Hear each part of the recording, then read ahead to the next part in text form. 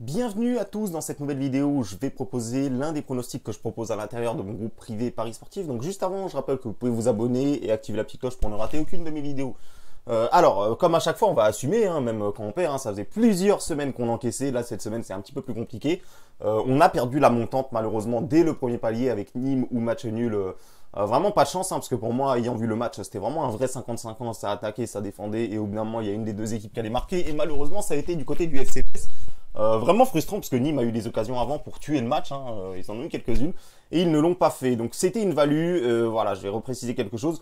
J'ai fait une petite erreur dans le sens où une montante, faut pas parier sur des values. Là, c'était une value, elle n'est pas passée. Une montante, faut vraiment parier sur quelque chose qu'on est quasiment sûr que ça va passer sans même regarder les cotes. Et moi, malheureusement, j'ai essayé de faire un peu comme comme je le faisais dans les paris simples. Donc, on a échoué dès le premier palier. C'est pas un souci, ça me servira pour la prochaine fois. On va sûrement essayer d'en faire une par mois des montantes. On va pas faire ça à chaque fois. C'est pas comme ça qu'on gagne de l'argent dans les paris sportifs. C'est juste du fun qui peut peut-être nous amener de temps en temps à faire des belles petites sommes. Donc voilà. Donc maintenant que c'est expliqué, on repart sur des paris simples. Je vais vous proposer quelques paris simples ce mois-ci. Donc ce soir, j'ai repéré vraiment une grosse value. Vraiment, j'en suis sûr que c'est une value parce que la cote a vraiment grandement chuté par rapport à quand j'ai pris le pronostic. Donc je vais vous expliquer tout. Denver Nuggets qui reçoit Milwaukee Bucks. Déjà, la première chose, j'ai analysé ce match-là hier lorsque les Bucks étaient en train de jouer. Donc déjà, je me suis dit, il y aura déjà un avantage pour les Nuggets, c'est qu'ils n'ont pas joué hier alors que les Bucks ont joué hier. Donc alors en fait ici vous allez voir qu'ils ont joué hier, mais c'est pas vraiment ça parce que comme ils ont joué le 8 à 2h du matin, enfin bon voilà, c'est pas vraiment, ils ont pas vraiment joué hier. En plus de ça, les Bucks qui ont joué hier, les Bucks qui ont perdu leur meilleur joueur, Giannis Antetokounmpo, qui sera absent encore sur ce match-là, donc il va rater 2 matchs, donc il a raté celui d'hier, ils ont perdu chez les Suns et il va rater celui-là. Souvent les Nuggets, on le dit souvent, c'est très compliqué d'aller jouer chez eux parce qu'ils sont très hauts, ils sont en hauteur, ils sont dans la montagne, donc c'est pas facile de s'adapter.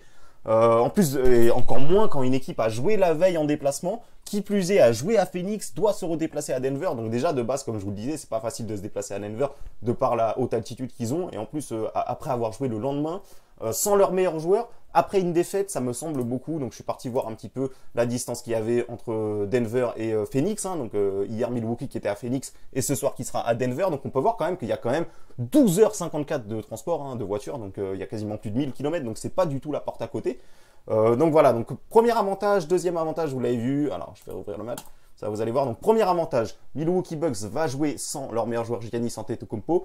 Deuxième avantage, Milwaukee Bucks a joué hier, a perdu hier et doit refaire un déplacement chez les Nuggets, l'une des équipes où c'est le plus difficile de se déplacer. Troisième avantage, Denver Nuggets avait réussi à gagner le dernier match. Et alors, franchement, c'était vraiment une énorme surprise parce que les Nuggets étaient privés de plusieurs joueurs. On peut le voir ici, la cote était à 7.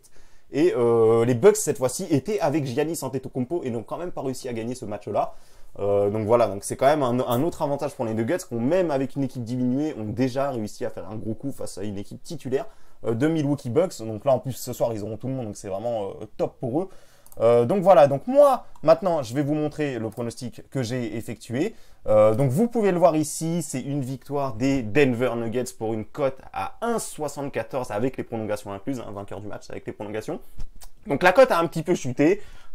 Pourquoi? Sans doute parce que les bookmakers, lorsqu'ils ont sorti le pronostic, enfin lorsqu'ils ont sorti leur cote, ne savaient peut-être pas que Giannis Antetokounmpo ne serait pas là. Ils avaient peut-être mal analysé le fait qu'il y ait un déplacement comme ça. En tout cas, voilà, pour moi, tous les avantages que je vous ai dit, c'est une énorme value à 1,74, parce que clairement, pour moi, les Nuggets, ils ont au moins entre 65 et 70% de chance de gagner ce match-là par rapport à tous les avantages que je vous ai dit, la fatigue, la défaite hier, le fait qu'ils vont jouer sans leur meilleur joueur, le fait que Denver à domicile, c'est une équipe quasiment impossible à bouger. Donc voilà, donc moi, je pars sur une victoire, comme vous le voyez, des Nuggets, et j'espère qu'on va bien évidemment enchaîner sur une énorme semaine. Comme je le dis, je ne cache absolument rien, ça a été une semaine un peu compliquée après les semaines extrêmement positives qu'on avait fait, c'était sûr que ça allait arriver. Maintenant, on démarre une autre semaine et j'ai bien l'intention de l'achever avec du bénéfice à la fin. Donc voilà les amis, n'hésitez pas à suivre ce pronostic-là si vous êtes d'accord avec mon analyse. Sur ce, je vous dis sans doute à demain ou à mercredi pour une nouvelle analyse pronostic sur la Ligue des Champions.